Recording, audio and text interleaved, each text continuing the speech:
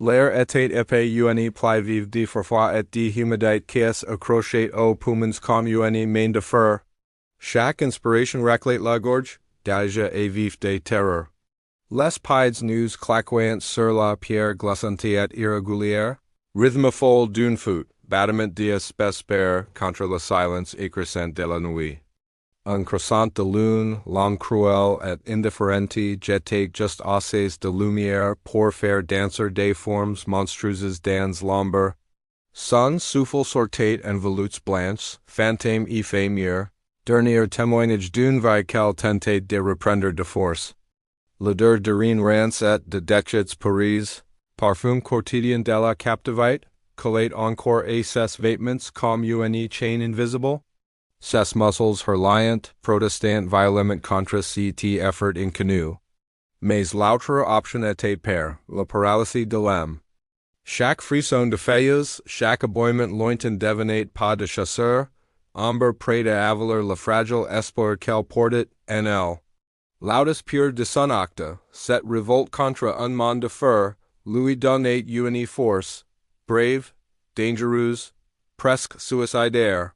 Elle s'enfonçait plus loin dans le labyrinthe noir, petite secousse de défi contre l'écrasante masse d'un empire. Le frôle rongi les os pas seulement celui du vent, mais celui glacé de ce qu'elle laissait derrière elle. Elle imaginait le chocolore des sandales sur les paves, les cris gutturaux, les laisses qui se tendaient dans les mains domptales dans la pierre. Cette vision-là fut plus scrément qu'aucun nerf de boeuf. Ces you fuyant la nuit, cherchant une file un refuge dans cet monde qui la rejetait. La ville, bête endormie, se tendait dans son dos, ces immuables silencieux pleins de millions de vigilance. Lui échapper semblait impossible, un rêve-tis dans la fièvre du désespoir. La seule chaleur venait des fournées dans ses poitrines, brazier de survie. Puis un brute, net, glaquant, trancha la voile étoffe de la nuit. Le claquement sec d'une fouette, suivi d'un cri lointain, déchirant, pas encore pour elle, mais déjà un avertissement. Une main Freud se reformait sur ses buffets de liberté. Le sol se déroba. Elle trébucha violemment, le monde bascula dans un vertige de capture inévitable. Elle s'écrasa au sol dans un rail, les dents choquées, une nouvelle vague de douleur traversant son corps déjà brise. L'espace d'un battement, tout ni fut que chaos, souffrance, panique. Ses mains griffant la terre humide, racines, boue, elle se releva dans un sursaut désespoir. La fouette claqua encore, plus proche, l'omfroid fondant la nuit. L'odeur de terre mouillette de pierre ancienne lui implit les narines, la ramenait brutalement et la réalite. Si n'était pas une simple foot?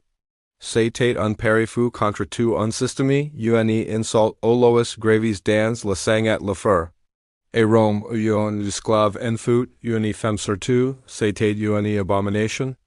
L'idée même de liberté était pour une folie, un blasphème. Un esclave n'était pas une personne. C'était un auto vivant. Et un auto qui osait fur devait être brise publiquement, spectaculairement, pour que tous les autres sentent la terreur couler dans leurs veins. Son acte n'était pas un crime contre un martyr. C'était une offense à l'ordre même du monde, une gifle ojo qui, descent à ls, avait béni leur domination.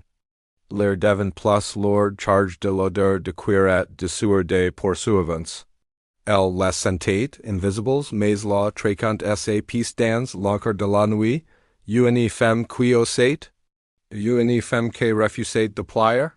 Thella remettait en cause non seulement l'autorité du martyr, mais toute la hiérarchie des sexes, toute l'idée que la faiblesse féminine était une loi divine. Essa punition ne serait pas seulement pour récupérer un bien. Le terrain devenait traître, elle quittait la ville, entrait dans la sauvagerie, danger different, espoir different. Mais les chaînes aboyaient plus fort, leurs voix rocks déchirant la nuit de plus en plus proches. Elle sentait presque leur allen chaude, leurs crocs. La pensée d'être ramenée, traînée, brisée, Louis Donna un dernier sursaut d'énergie sauvage. Sun souffle sortait en lambeau brûlants. Chez nous, l'idée hater humaine puisse appartenir à un autre est, une horreur. Erron, c'était la basement de la richesse. Des millions d'hommes capturés à la guerre, ni dans les fierces aux vendus pour dettes formant la colonne vertébrale de l'empire. Les femmes surtout portant un fardeau particulier, servants, tisserandes, travailleuses des champs, prostituées. Leurs corps, leur travail, leur vente, tout appartenait au maître. Furent, pour une femme c'était de faire et la force la loi et la nature qu'on leur prêtait. L'odeur des pins et de la terre humide devint plus forte un maigre réconfort. Un éclat métallique scintilla dans la pénombre, par la liberté, une patrouille. Son cœur explose dans ses poitrines, oiseau à folle. Elle plongeait dans un buisson de pins, les ronces, lui la chair la peau. Mais elle s'y enfonça, se fit petite, retenant son souffle contre la course rugueuse d'un arbre.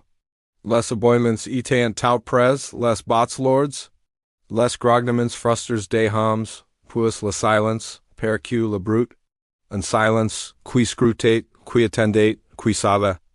Le dur acre des chaînes de chasse, lui implicate les narines, un nu coulant invisible. Elle ferma les yeux, colla son visage contre la course, tenta d'invoquer un monde où le soleil n'y portait pas l'ombre d'un mater. Un cri de triomphe soudain déchira la nuit, les branches craquèrent. Les épines n'y se firent pas. Une main brutal l'arracha du buisson, les épines déchirant sa chair.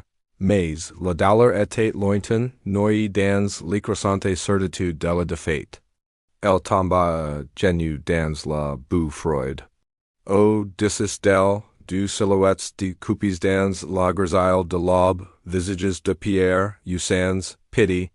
Les chaînes tournantes, haletants, grondants, chant de victoire. L'illusion de liberté vola en éclats. On la releva sans douceur, les mains calices brillantes sa peau. L'avenir se ouvrait devant elle, noir, sans traits, avec une seule certitude, la vengeance. Elle savait, au plus profond de ses os, que sa faute avait quelle son sort, on ne lui ferait pas seulement mal. On effacerait jusqu'à l'idée même qu'elle ait pu vouloir être libre. On la ramena vers la ville comme on ramène un cadavre encore chaud. Chaque pas était une descente plus profonde dans le désespoir, les rues s'éveillant. Les marchands, les esclaves presses, les citoyens levaient les yeux. Curiosité, pity, indifference glacée. Leurs regards la transpurgaient comme des aiguilles. Elle marchait tête baissée, chevaux cols, debout et dessous, dernier petit acte de fi dans la défaite totale. Les odeurs de la ville l'assaillant, charbon brûlé, fruits mûrs, merde humaine, encens d'un temple proche, perfumes d'un monde vivant dont elle était déjà exclue.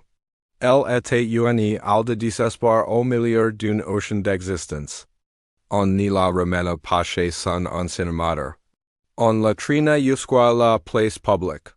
Une estrade de fortune, grossière, médicante, son cursé figue, si n'était pas un retour. C'était un spectacle. La foule se rassemblait déjà, attirée par le brute, murmures excites, bêtes curieuses, on la poussa sur l'estrade.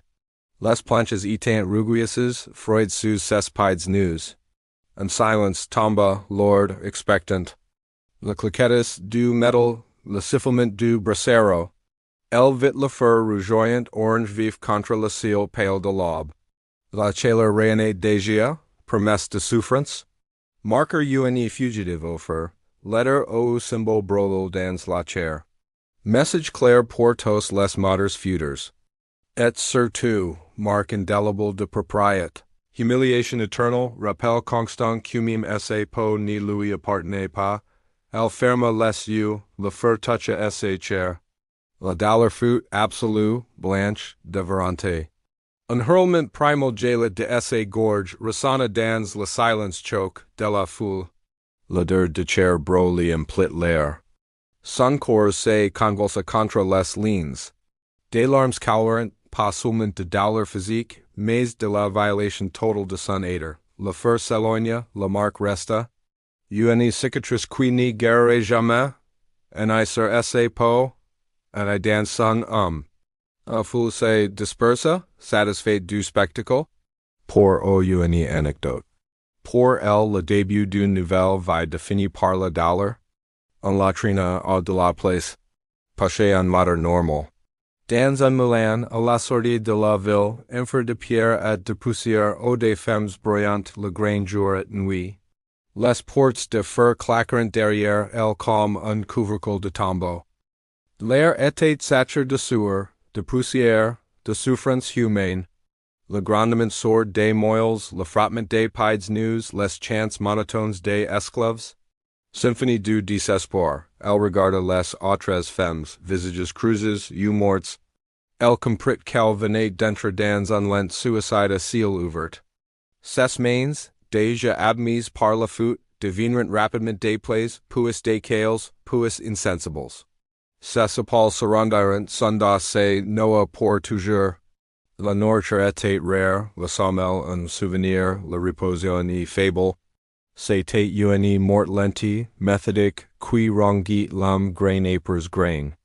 La poussière de beau recouvrait tout, entrait dans les poumons, collait et la peau, faisait tosser d'une tout sèche, sans fin, la voix devant rock, les mots rares, les murmures étaient dangereux. La lumière des hautes fenêtres grillagées n'était qu'une moquerie, un bout de ciel qu'on n'y toucherait plus jamais. Parfois, un regard échange avec une autre. Un ralentissement imperceptible de la moelle quand le gardien tournait le dos. Minuscules actes de résistance, dangereux, précieux, puis arrive une nouvelle, plus jeune. Une marque toute friche sur la joue, elle se reconnaît sans un mot. Mime few, mime shoot. Les rumeurs se mirent circular, portés par la poussière comme une maladie, les récidivistes, les indomptables on les envoyés aux mines, le mot mines, tombés comme une sentence de mort. Un matin on appela son nom, le silence dans le moulin fut terrible, les autres détournèrent les yeux, pas de Dieu. Just la main brutale du garde sur son brasse marque. Elle jeta un dernier regard à la jeune nouvelle.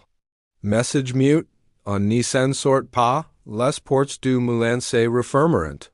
Si n'était plus un retour, c'était une descente plus profonde. Le voyage fut long, le chariot cahoté. Elle était serrée contre d'autres femmes marquises, visages osso, regards vides. L'air devint plus froid, plus mince charged d'une odeur métallique. Les mains apparentes. Bouches noires bint dans la montagne, craquant une allen poussières et glacée. Le paysage était une blessure ouverte, terre éventrie cicatrice de souffrance humaine. Les brutes portes par le vent, coups swords des piauches, grondements de la montagne, chrysotufs de saut den bus. L'entrée de la mine avalait les corps comme une gorge sans fond. On lui mit une piauche dans les mains. On la poussa dans une veine étroite, le noir absolu. Les lamps à huile projetaient des ombres tordues qui semblaient vivantes. L'air était humide, lourd, chargé de poussière et de merde. Chaque respiration était une lutte, le froid pénétrait jusqu'aux os. L'eau suintait des parois, les pieds glissaient dans la boue.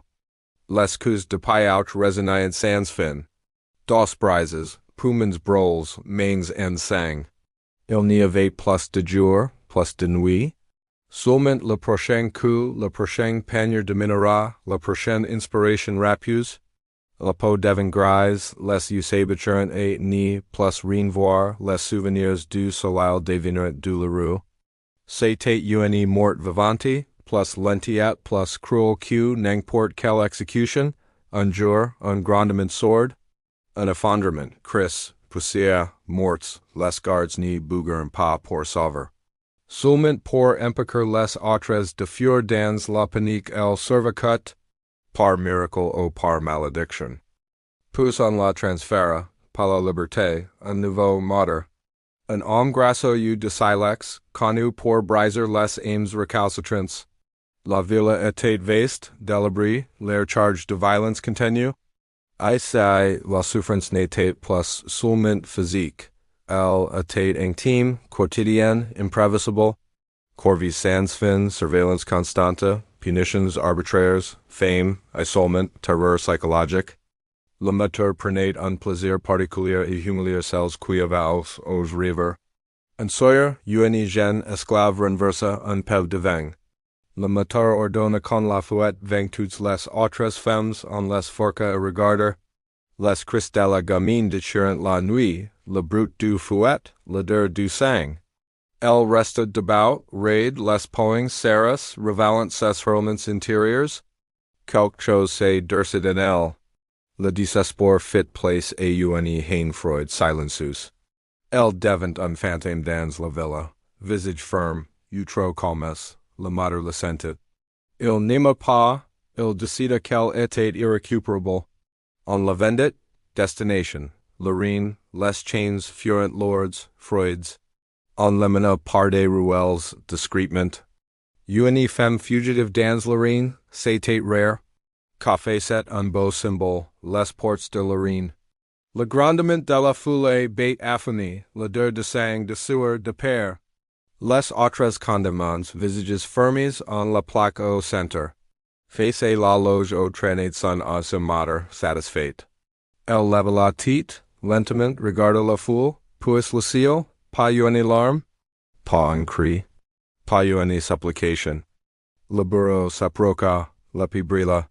Elle fixa un point au-delà des murs, là au courant les collines qu'elle avait tenté d'éteindre une fois. Dans ce dernier instant, elle n'était plus esclave, plus fugitive, plus marque au feu. Elle était une femme, le pied siffla, le silence tomba, immense. Puis la foule hurla. Et dans la poussière qui retombait sur le sable tache de sang, resta quelque chose qu'aucun empire n'avait pu éteindre. Un souffle. Un nom une femme qui avait osé,